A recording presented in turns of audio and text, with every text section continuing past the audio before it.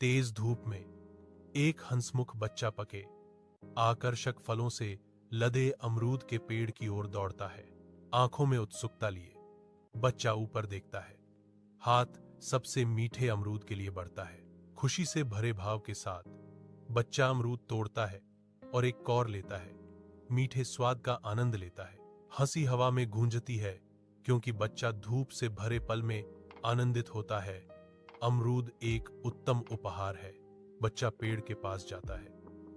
उसकी शाखाएं अब खाली हैं। जो फल कभी देती थीं, उससे रहित। निराशा की एक लहर बच्चे के चेहरे पर छा जाती है, जो पिछली खुशी के बिल्कुल विपरीत है। दुख से भरी आंखों से बच्चा खाली शाखाओं को देखता है। एक मौन विलाप, एक योजना बनने लगती है। बंजर दृश्य के बीच आशा की एक झलक। बच्चा पास के एक घर के पीछे गायब हो जाता है। कार्रवाई का एक नया तरीका निर्धारित। खाली पेड़ अकेला खड़ा है। बच्चे के अगले कदम का इंतजार कर रहा है। सांस भरते हुए बच्चा गोरिल्ला के घर पहुंचता है, जो जंगल के गहरे आलिंगन में बसा एक विनम्र आश्रय है। अंदर झांकने पर वह एक कोमल दृश्य देखता है। विशाल गोरिल्ला धीरे से छोटे बच्चे को अमरूद का एक टुकड़ा दे रहा है। बच्चे की आंखों में आंसू भर आते हैं, जिससे उसके सामने की शांत छवि धुंधली हो जाती है। बच्चे की आंखों में आंसू भर आते हैं, गुस्से के नहीं बल्कि समझ और करुणा के।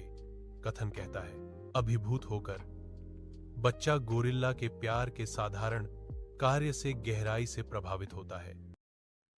तेज धूप में एक हंसमुख बच्चा पके आकर्षक फलों से लदे अमरूद के पेड़ की ओर दौड़ता है।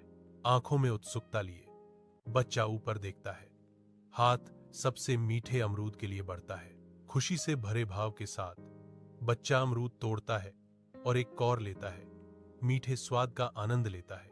हंसी हवा में गूंजती है क्योंकि बच्चा धूप से भरे पल में आनंदित होता है।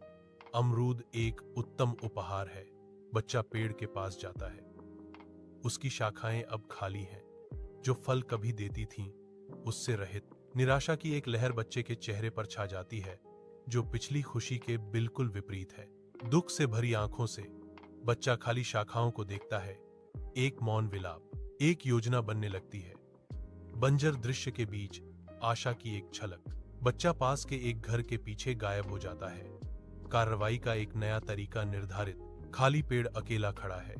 बच्चे के अगले कदम का इंतजार कर रहा है। सांस भरते हुए बच्चा गोरिल्ला के घर पहुंचता है, जो जंगल के गहरे आलिंगन में बसा एक विनम्र आश्रय है। अंदर झांकने पर वह एक